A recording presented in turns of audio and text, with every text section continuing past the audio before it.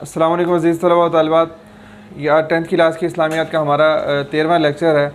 और आज जो सूरतुल अहज़ाब की आयत नंबर 50 ता 52 हम पढ़ेंगे। तो इससे पहले जो है ना, पहले देख लेते हैं इसके अंदर जो है कौन से अहकामात हैं, वो उसको तफसील से हम पढ़ते हैं कि जो कुरान पाक की जो अहकामात से मुताल्लिक़ जो आयात हैं उनमें से ये भी एक आयत है कि इसके अंदर जो है अल्लाह ताला ने अहकामात बयान फरमाए हैं और ये ख़ास वो अहकामात हैं जो जनाब नबी करीम सल्लल्लाहु अलैहि वसल्लम के साथ मखसूस हैं और 7 अहकामात इसमें बयान फरमाए हैं। पहले हम इसकी तिलावत कर लेते हैं, उसके बाद हम इसको देखते हैं। अऊज़ु बिल्लाहि मिनश शैतानिर रजीम, बिस्मिल्लाहिर रहमानिर रहीम। या अय्युहन नबिय्यु इन्ना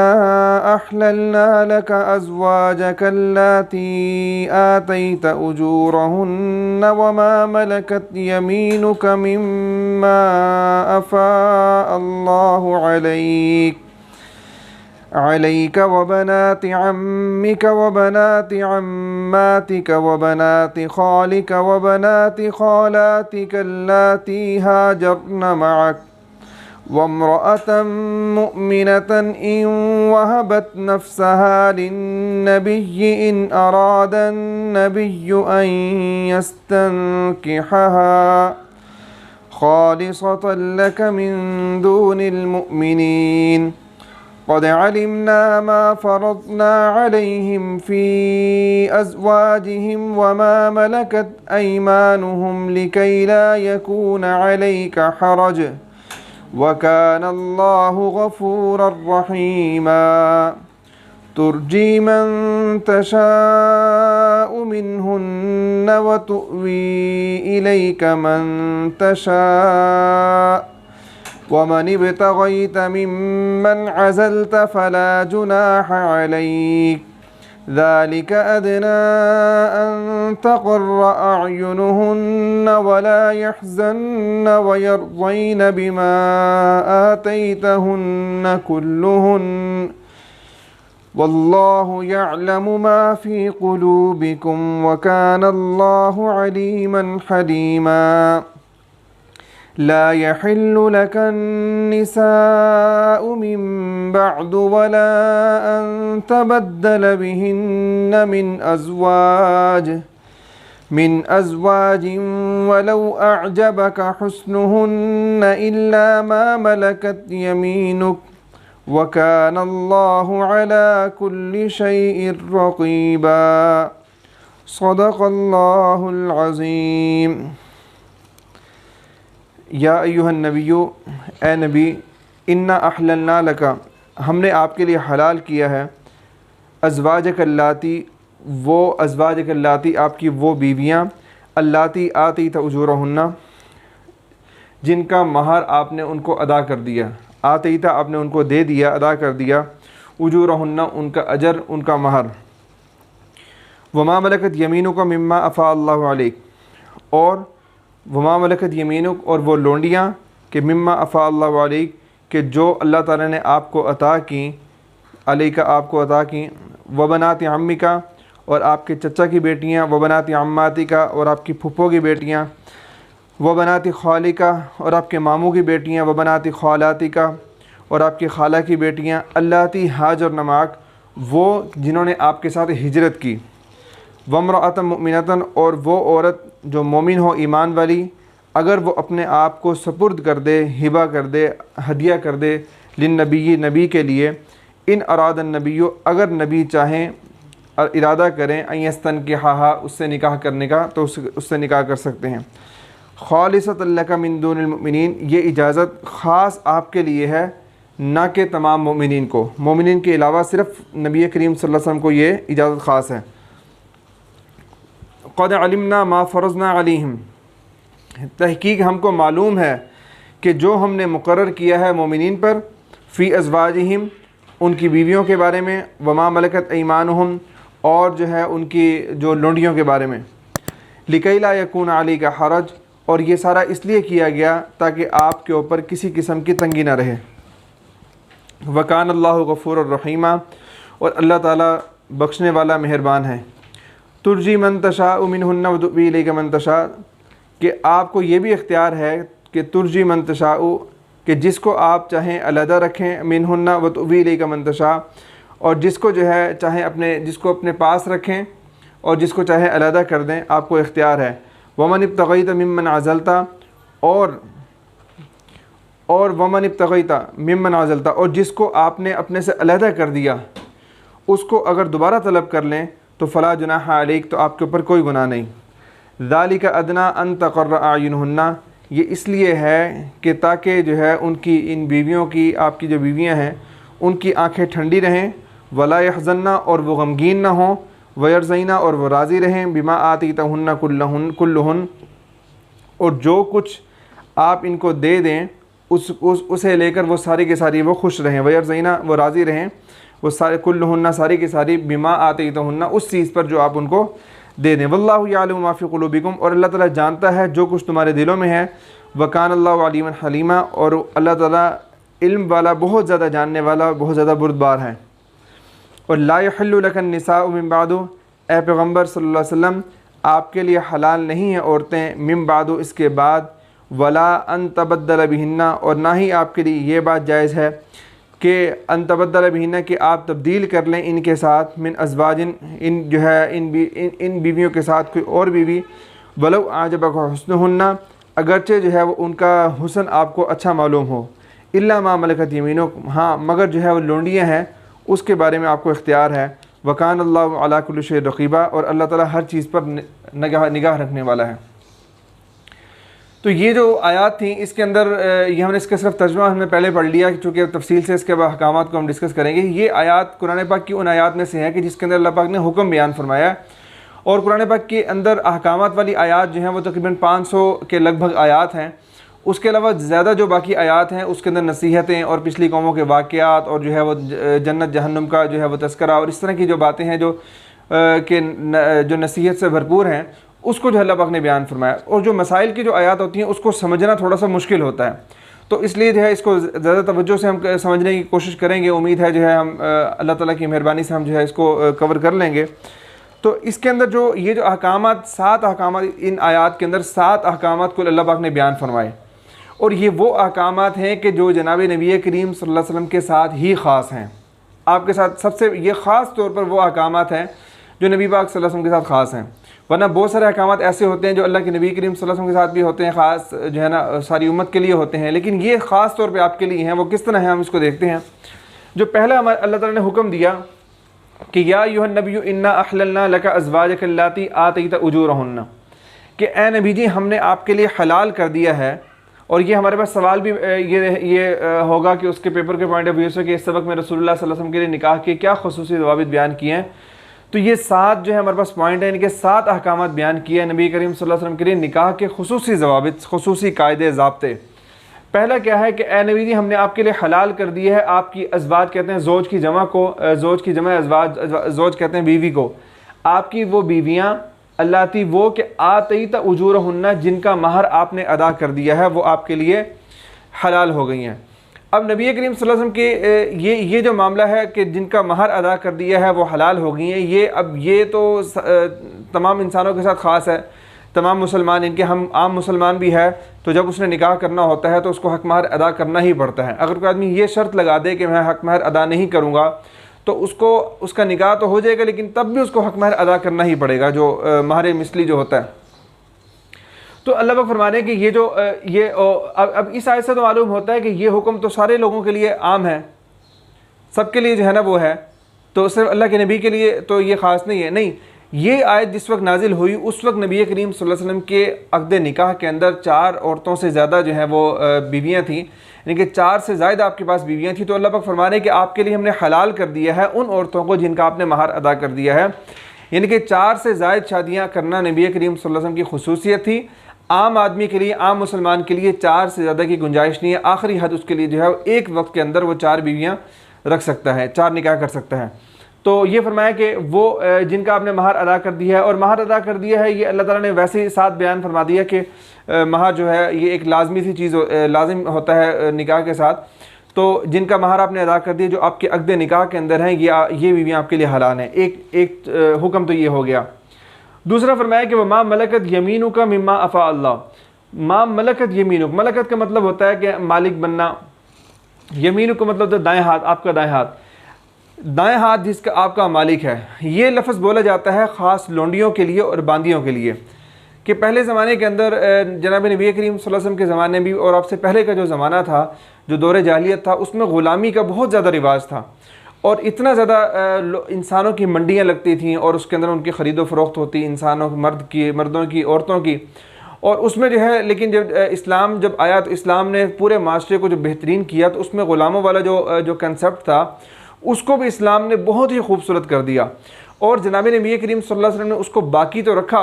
लेकिन वो इस तरह बाकी रखा, इतनी शराइत के साथ और इतने क़वाइद व ज़वाबित के साथ, कि उसमें से फिर सहाबा कराम ने अपनी लौंडियों को, कसीर तादाद में लौंडियों को और ग़ुलामों को आज़ाद कर दिया। अब ये ग़ुलाम और बांदी और लौंडी ये बनते कैसे थे? जब किसी के साथ जो है वो जंग होती थी, तो अब जंग के सिलसिले में, जंग का जो है जब होती थी, तो जो आदमी जिस फ़रीक को गलबा हो जाता, जो जीत जाता, उसको फ़तह हासिल हो जाती, वो दूसरे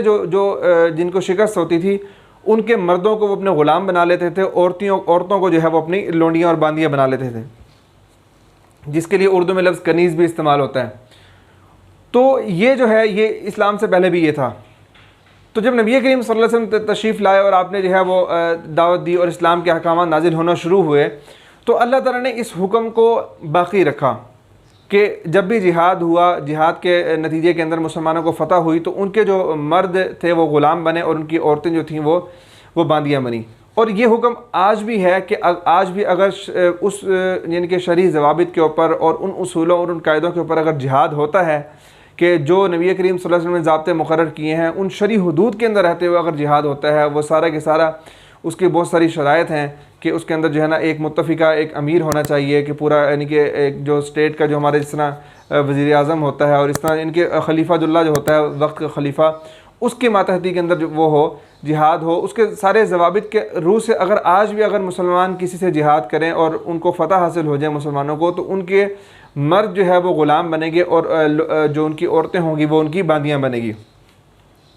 यहाँ तक तो होगी एक बात। दूसरी बात ये कि जो उनके मर्द और औरतें जो ग़ुलाम और बांदियाँ बनते थे, उन बांदियों से और उन जो लौंडियाँ जो होती थीं, उनकी जो औरतें होती थीं, वो फिर मुजाहिदीन के अंदर तकसीम कर दी जाती थीं।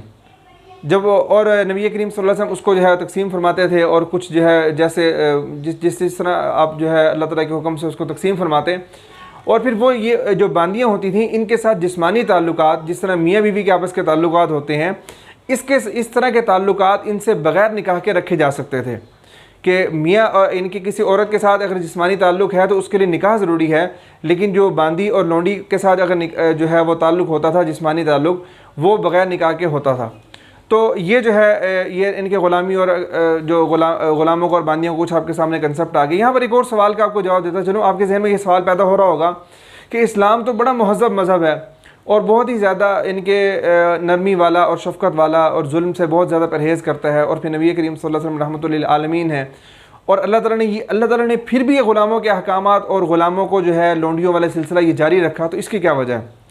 उसकी वजह जो आसान से समझने की है कि ये देखें कि अल्लाह ताला कुरान पाक में फरमाते हैं कि दुनिया का सबसे बड़ा गुनाह जो है वो शिर्क है, सबसे बड़ा गुनाह। और ये भी अल्लाह फरमाते हैं कि मैं शिर्क के अलावा सारे गुनाह माफ़ कर दूंगा, लेकिन शिर्क में माफ़ नहीं करूँगा। अगर कोई आदमी मेरे पास मुशरिक हालत के अंदर आया तो मैं उसको माफ़ नहीं करूँगा। अच्छा, जो सबसे बड़ा गुनाह जो है वो शिर्क है, और इंसान की दुनिया के अंदर जो सबसे बड़ी नेमत है, हम अगर सोचें हमारी सबसे बड़ी नेमत क्या है, तो वो आज़ादी है। एक आदमी के पास अगर जो है वो खाने के लिए पैसे नहीं है, उसके पास जो है वो चीज़ें नहीं हैं, रहने के लिए मकान नहीं है, झोंपड़ी में रहता है, पहनने के लिए पूरे कपड़े नहीं हैं, लेकिन अगर वो आज़ाद फ़िज़ा में सांस ले रहा है, वो कैद में नहीं है, आज़ादी के अंदर है, तो वो खुश है, वो फिर भी मुतमईन रहेगा। और जो है वो चाहे जाए कि एक आदमी जो है वो कैद हो और उसके अंदर उसको सारी सहूलियात मुयस्सर हो, तो वो बड़ा परेशान रहेगा। तो सबसे बड़ी जो इंसान की नेमत है उसकी आज़ादी है।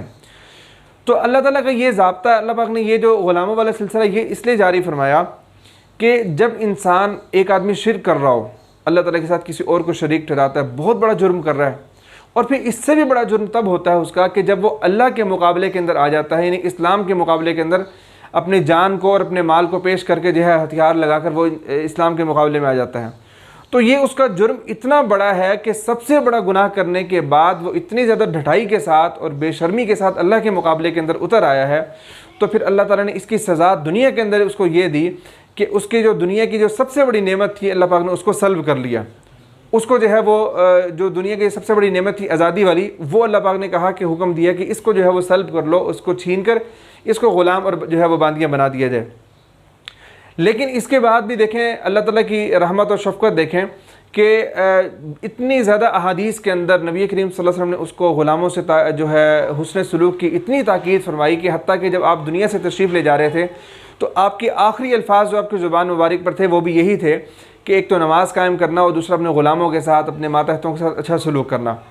और फिर उसमें आपने इतने ज़्यादा फ़ज़ाइल सुनाए कि ग़ुलामों को जो है ना दिन में अगर उनसे इतनी मरतबा उनसे गलती हो जाए उनको माफ़ कर दो, 70 मरतबा भी उनसे गलती हो जाए उनको माफ़ कर दो। जो खुद खाओ वो उनको खिलाओ, जो खुद पहनो वो उनको पहनाओ, जहाँ पर तुम साए में बैठते हो वो उनके लिए जो है इंतज़ाम करो, जो सहूलियात तुम्हारे पास हैं वो उनको अता करो, उनके ऊपर किसी तरह का जुल्म ना करो। और अगर तुम्हें जो है इतने सवाब कमाना चाहते हो तो एक ग़ुलाम आज़ाद करने का इतना सवाब है, इतना सवाब, इतना ज़्यादा आपने इसको बयान फरमाया कि सहाबा कराम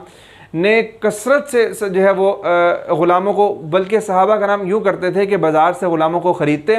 और उनको जो है आगे आज़ाद कर देते थे। तो ये देखें इस्लाम ने एक चीज़ को बाकी भी रखा और उसको कितने आसान तरीके से बाकी रखा। अगर हम दुनिया की दूसरी कौमों का जायज़ा लें तो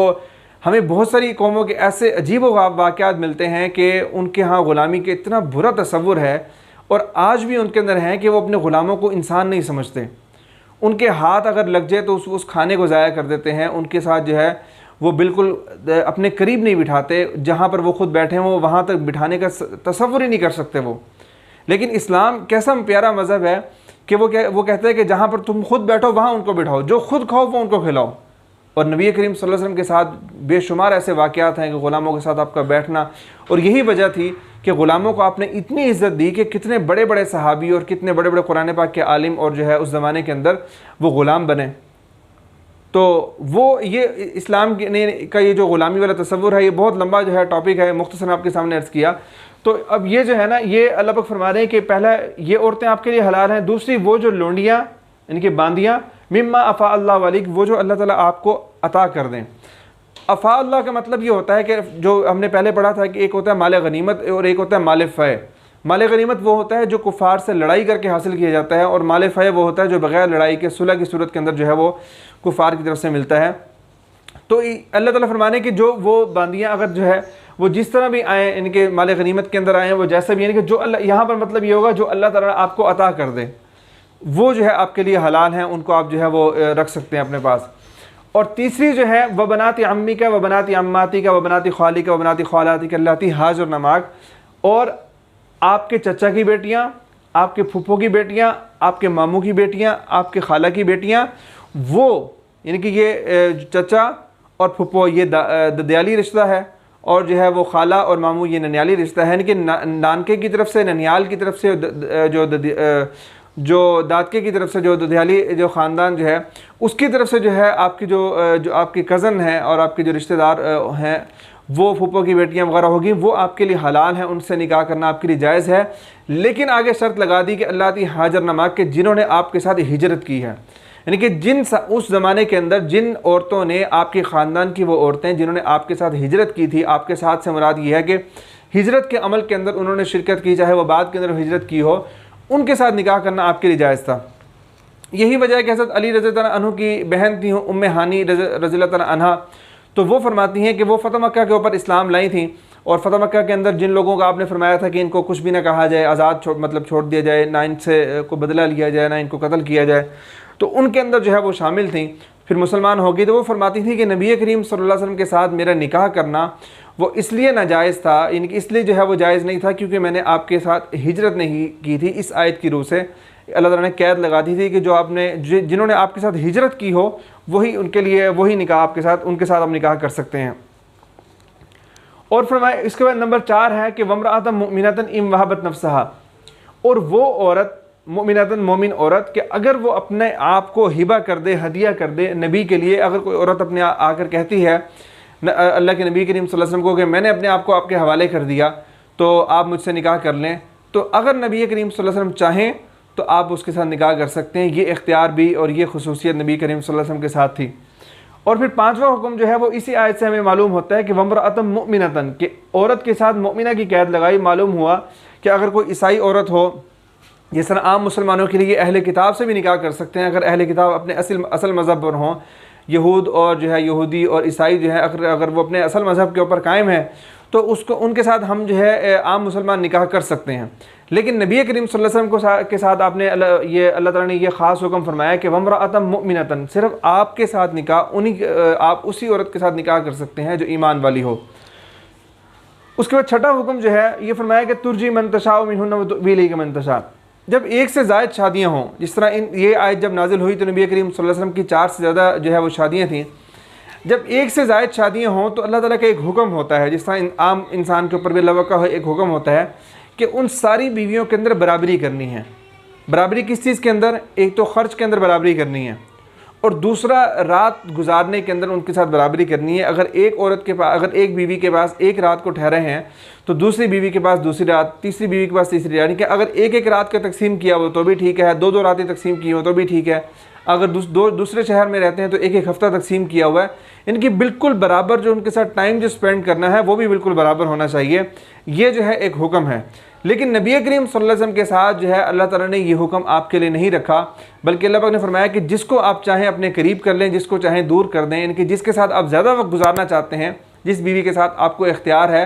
आपको किसी किस्म का जो है कोई मुआवजा, कोई गुनाह नहीं होगा, जिस तरह आम मुसलमानों के ऊपर है। और जिसको चाहें आप जो है वो करीब कर लें, ये आपको इख्तियार है। और फिर ये भी इख्तियार है कि जिसको आप दूर कर दें, यानी कि जिसके पास आप अगर जो है वो देर से जाना चाहें, अगर उसको दोबारा करीब करना चाहें तो फिर भी आप ये कर सकते हैं। ये आपको इख्तियार था, इसमें आपको किसी किस्म का कोई मुआवजा अल्लाह पाक की तरफ से नहीं था। अल्लाह पाक ने आपको इजाज़त और हक़ दिया था। लेकिन इसके बावजूद जनाब नबी करीम सल्लल्लाहु अलैहि वसल्लम ने सारी उम्र अपनी जो अज़वाज मुतहरात थी उनके साथ बिल्कुल बराबरी की। और हज़रत आयशा सिद्दीक़ा रज़ियल्लाहु अन्हा की हदीस का मफ़हूम है, क्या फरमाती हैं कि नबी करीम सल्लल्लाहु अलैहि वसल्लम इरशाद फरमाते थे कि या अल्लाह, जो मेरे इख्तियार में था, इनके जो तकसीम, वक्त की तकसीम करना और वक्त को बराबर बराबर मैंने तकसीम करना, वो मैंने अदा कर दिया है। और जो मेरे इख्तियार में नहीं है उसको तो उस पर तो मेरे से मलामत ना फरमाना। इख्तियार में क्या नहीं है कि अब सारी बीवियों के पास बराबर बराबर वक्त तो दे रहे हैं, लेकिन आपकी जो ज़्यादा मोहब्बत थी वो आयशा सिद्दीक़ा रज़ियल्लाहु अन्हा के साथ थी कि आपने फरमाया कि यार आज के या अल्लाह, जो यानी कि जिस चीज़ में मेरा इख्तियार नहीं है, किसी के साथ मुझे ज़्यादा मोहब्बत है, किसी बीवी के साथ, तो इसमें आप मुझे मलामत ना करना। तो नबी करीम सल्लल्लाहु अलैहि वसल्लम की ये एहतियात थी। और जब आपका आखिरी वक्त आया, जो विसाल के करीब आप बहुत जो है ज़ईफ़ हो गए, तो उस वक्त जो है आपने सारी बीवियों से वो कहलवा दिया था और पूछ लिया उनसे कि अब जो है मैं आयशा सिद्दीक़ा रज़ियल्लाहु अन्हा के घर में ही रहूँगा, अगर इजाज़त दें। तो सब ने कहा कि हाँ बिल्कुल आपको इजाज़त है। तो फिर आपकी जो है वफ़ात भी वहीं पर हुई, विसाल आपका वहीं पर हुआ। अब यहाँ पर एक सवाल होता है कि अब जो है जब अल्लाह ताला फरमा रहे हैं कि आप जिसको चाहें करीब करें, जिसको चाहें दूर करें,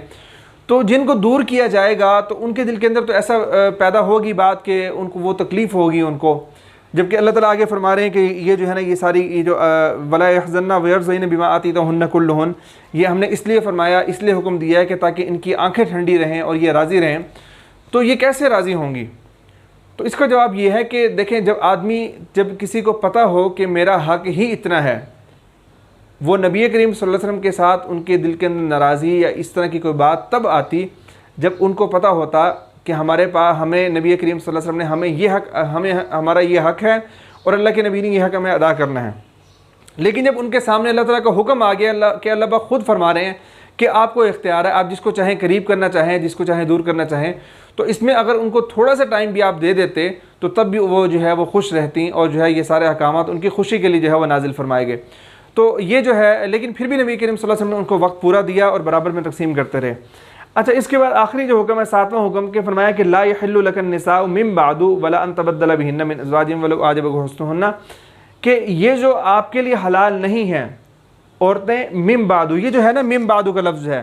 ये मिन बादु का लफ्ज़ जो है इसकी दो तफसीरें हैं, दो मतलब हैं इसके। क्या मतलब कि आपके लिए हलाल नहीं है औरतें मिन बादु, इसके बाद आपके लिए औरतें हलाल नहीं हैं। किसके बाद? हम इसको देखते हैं। और ना ही वला अन तबद्दल बिहिन्ना मिन अज़वाजिन, और ना ही आपके लिए ये बात जायज़ है कि आप तब्दील करें इन बीवियों में से किसी को, वलो आजबक हुस्नुहुन्ना, अगरचे कोई और किसी और औरत की खूबसूरती आपको अच्छी लगे और कोई और औरत की तरफ आपका दिल माइल हो, तो तब भी जो है ना आपने जो है आपके लिए ये बात जायज़ नहीं है, ये हलाल नहीं है औरतें। मिन बादू का क्या मतलब, किसके बाद? एक तो इस आयत की दो तफसीरें हैं, दो इसके जो है मुफस्सिरीन ने मतलब बयान फरमाए हैं और सहाबा कराम से मनकूल हैं। पहला मतलब तो ये है कि ए नबी जी आपके लिए इन औरतों के अलावा, औरतों आपके लिए नहीं है हलाल औरतें मिन बादू, इसके बाद, यानी कि जब ये आयत नाजिल हुई उस वक्त जो बीवियाँ आपके निकाह के अंदर थीं, ए नबी जी आपके लिए सिर्फ वही औरतें हलाल हैं, इसके अलावा आप किसी औरत से निकाह नहीं कर सकते। मिन बादू, इसके बाद अब आप किसी और औरत से निकाह नहीं कर सकते। जो आपके पास मौजूद हैं, जो आपके निकाह के अंदर हैं, सिर्फ आप उन्हीं के साथ जो है वो आपका निकाह बाकी रहेगा, इसके अलावा और निकाह आप नहीं कर सकते। एक तो इसका ये मतलब है। अच्छा, अगर हम ये वाला मतलब लें तो इसका मतलब होगा कि वला अन तबद्दल बिहिन्ना मिन अज़वाजिहिम वला वाजिब हुस्नुहुन्ना, और ना ही जो है ना इसके बाद ये कि ना जो आपके पास औरतें जो आपके निकाह के अंदर हैं, इनके अलावा औरतों से निकाह भी नहीं कर सकते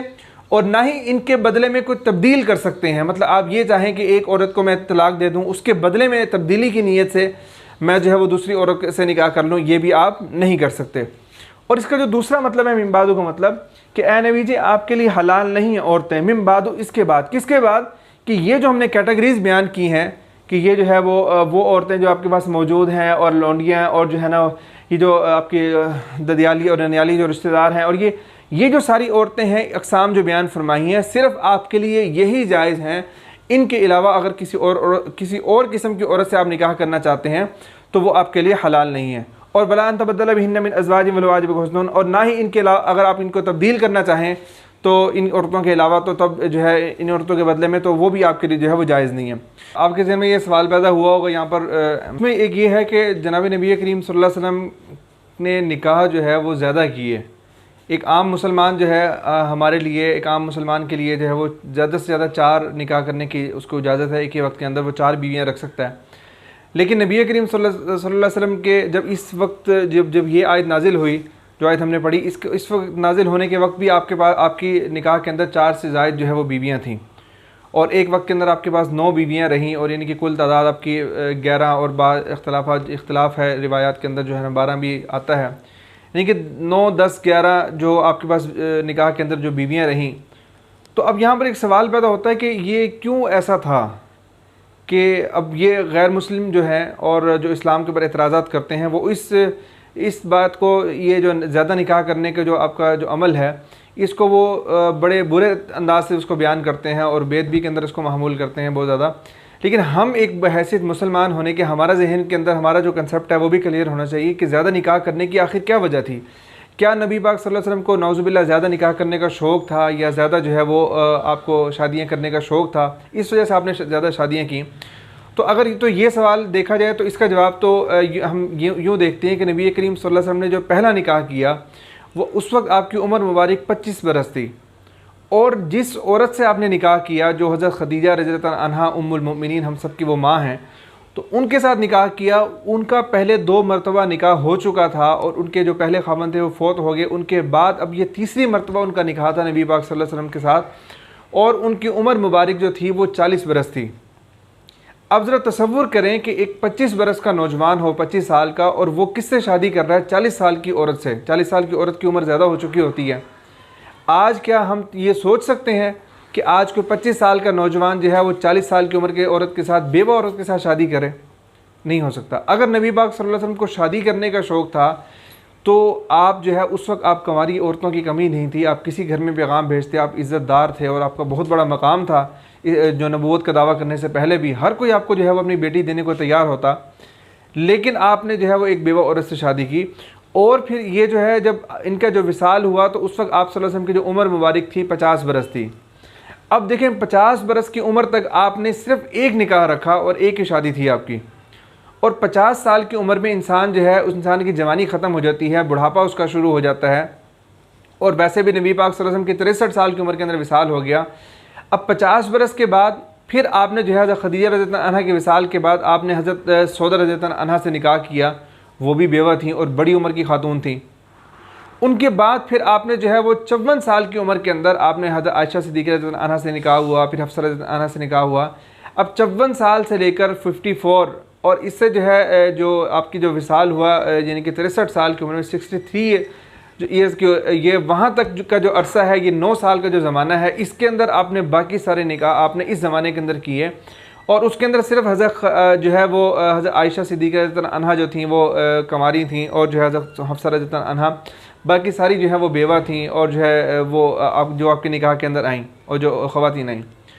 तो इससे ये बात तो हमारे सामने बिल्कुल वाज़ेह होगी कि नबी पाक सल्लल्लाहु अलैहि वसल्लम का कोई मिजाज, या जिस तरह नौज़ुबिल्लाह मिन ज़ालिक कि अगर कोई आदमी ये कहे, कोई गैर मुस्लिम इतराज़ करे कि इनको शादियाँ करने का शौक़ था, ये ऐसा था, इस तरह की कोई बात नहीं थी, इस तरह का कोई सीन नहीं था। अब फिर ये दूसरा सवाल है कि आपने फिर इस तरह किया क्यों? अल्लाह ताला ने हुक्म जो दिया, इसके अंदर क्या हिकमत थी और क्या फ़ायदा था? उसके अंदर हिकमत और फ़ायदा ये था कि नबी करीम सल्लल्लाहु अलैहि वसल्लम जब मक्का से मदीना के अंदर आ गए, तो यहाँ पर आपको आकर पूरी अपनी एक रियासत कायम कर ली, निज़ाम आपके हाथ के अंदर आ गया, और ज़्यादा अहकामात जो हैं वो मदीना के अंदर नाजिल हुए। तो अब अगर हम दीन के सारे अहकामात का जायज़ा लें, तो आधे अहकामात जो हैं, आधा दीन जो है वो घर की ज़िंदगी से मुताल्लिक़ है, और फिर घर ख़वातीन के जो मसाइल हैं, पाकी नापाकी के मसाइल हैं, और बहुत सारे ख़वातीन के ऐसे मसाइल हैं जो वो आम जो है किसी से नहीं पूछ सकती। अब ये जो नबी पाक सल्लल्लाहु अलैहि वसल्लम की जब अज़वाज मुतहरात थीं, उधर से इस्लाम के तरफ जो है लोगों का बहुत ज़्यादा आना शुरू हो गए, इस्लाम की तरफ इस्लाम में दाखिल होना शुरू हो गए, फ़ौज दर फ़ौज दाखिल होना शुरू हो गए। उसमें औरतें भी आती, मर्द भी आते, दूर दूर से कबाइल आते, काफ़िले इस्लाम कबूल करते। अब इस्लाम कबूल करने के बाद जो अगला काम होता था वो दीन का सीखना होता था। तो जो मर्द हजरात होते थे वो तो मस्जिद के अंदर दीन को सीखते, सहाबा कराम उनको सिखाते, नबी पाक सल्लल्लाहु अलैहि वसल्लम उनको सिखाते। जो ख़वातीन होती थीं वो नबी करीम सल्लल्लाहु अलैहि वसल्लम की जो बीवियाँ थीं, अज़वाज मुतहरात जो थीं, उनके हर एक के घर के अंदर हल्का कायम होता था। यूँ समझ लें कि हर एक का घर एक मदरसा होता था, और उसके अंदर जो है वो ख़वातीन खुलकर अपने मसाइल पूछती, उनको मसाइल बताए जाते, उनको हदीसें याद करवाई जाती। फिर जो अज़वाज मुतहरात को जो मसला यानी कि मालूम ना होता, वो उन मसाइल को नबी पाक सल्लल्लाहु अलैहि वसल्लम से खुलकर डिस्कस करती, जो ख़वातीन के मसाइल हैं, और इसके अलावा घरेलू मसाइल हैं, मियाँ बीवी के आपस के जो अज़वाजी ताल्लुकात हैं कि बीवी ने किस तरह खावंद के साथ ताल्लुक़ कायम रखना है, खावंद ने किस तरह बीवी के साथ जिस्मानी ताल्लुकात कायम रखना है। ये वो सारी बातें थीं कि जो वो मसाइल थे जो इंसान की फितरत के अंदर शर्म है, शर्म हया की वजह से खुल्लम खुला नहीं पूछे जा सकते थे। तो इसके लिए ज़रूरी था कि नबी पाक सल्लल्लाहु अलैहि वसल्लम के जो है कि निकाह के अंदर बहुत सारी ख़वातीन होती, ज़्यादा ख़वातीन होती, ताकि बहुत जल्द और ज़्यादा अच्छे तरीके से दीन को महफूज किया जा सकता था। और इसके साथ ये भी देखें कि जो जितनी भी आपके अज़वाज मुतहरात थीं, आयशा रज़ियल्लाहु अन्हा थी, हफ्सा रज़ियल्लाहु अन्हा और सहाबिया थीं, वो सारी दीन का इल्म हासिल करने का उनको बहुत शौक़ था। ख़ास तौर पर आयशा रज़ियल्लाहु अन्हा, उनसे जो है वो 2000 से ज़ायद अहादीस मरवी हैं, और बड़े बड़े सहाबा कराम नबी पाक सल्लल्लाहु अलैहि वसल्लम के विसाल के बाद उनसे मसाइल पूछा करते थे। तो यूँ समझ लें कि आधा दीन जो है वो इन सहाबियात ने और इन अज़वाज मुतहरात ने उम्मत का जो घर की ज़िंदगी से रात के वक्त के जो मसाइल थे, जो पेचीदा किस्म के जो छुपे हुए मसाइल थे, वो जो है वो ज़िंदगी के मसाइल वो इन अज़वाज मुतहरात की वजह से हम तक जो है वो पहुँचे। तो ये इतनी बड़ी हिकमत और इतना बड़ा फ़ायदा था कि जिसकी वजह से अल्लाह ताला ने हुक्म दिया, आपने जो है वो ज़्यादा निकाह किए। तो उम्मीद है आपको ये समझ में आई होगी बात। अगर मज़ीद आपने कोई बात इस बारे में, क्योंकि अहकाम से मुतल्लिक़ आयात थी, तो अगर आपको कोई कन्फ्यूजन हो, आपने कोई सवाल पूछना हो, तो कमेंट सेक्शन में ज़रूर कीजिएगा। बहुत शुक्रिया।